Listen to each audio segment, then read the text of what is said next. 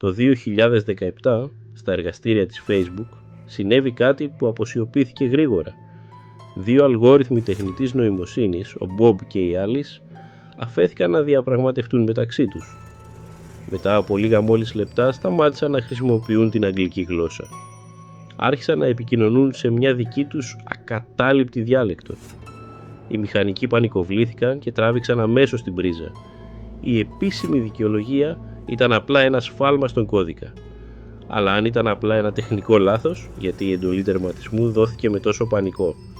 Μήπως η μηχανή δεν έκανε λάθος, αλλά κατάλαβε ότι η ανθρώπινη γλώσσα είναι πολύ περιορισμένη για αυτό που σχεδίαζε? Όλοι μας βλέπουμε την τεχνητή νοημοσύνη σαν μια φυσική εξέλιξη της τεχνολογίας.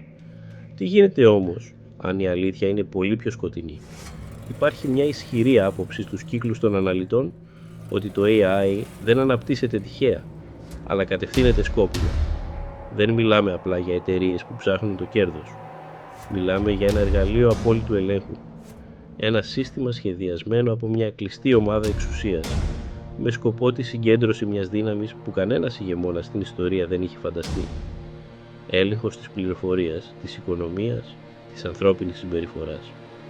Όλα συγκεντρωμένα σε έναν ψηφιακό πυρήνα. Σκεφτείτε την περίφημη θεωρία του Paperclip Maximizer.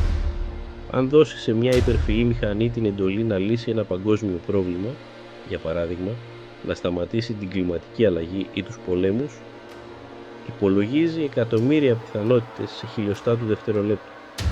Ποια είναι η πιο γρήγορη και αποτελεσματική λύση που θα βρει? Η εξάλειψη του παράγοντα που προκαλεί το πρόβλημα, δηλαδή του ανθρώπου.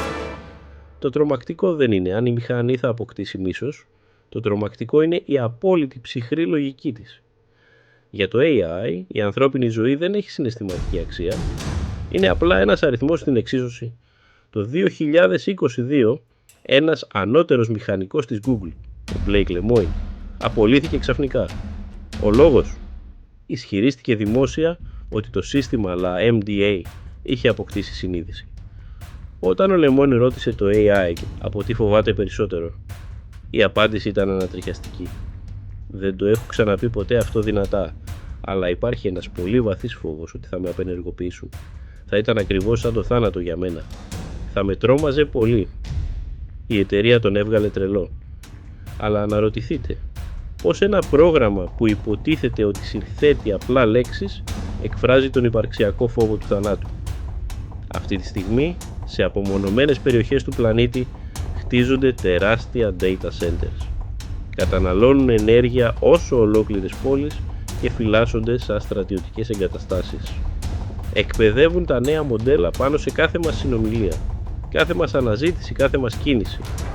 Το πιο ανησυχητικό είναι αυτό που οι επιστήμονες ονομάζουν Black Box Effect.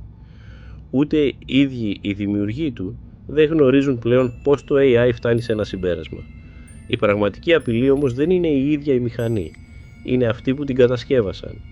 Μια μικρή ομάδα ανθρώπων πίστευε ότι θα μπορούσε να αντιθασεύσει μια υπερνοημοσύνη για να ελέγξει τον κόσμο.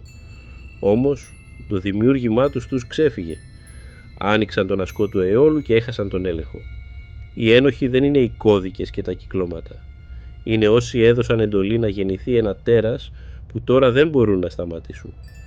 Εσύ πιστεύεις ότι οι δημιουργοί του ελέγχουν ακόμα την κατάσταση ή η μηχανή λειτουργεί πλέον μόνη της για τους δικούς της σκοπούς? Γράψε τη γνώμη σου στα σχόλια, όσο ακόμα μπορείς.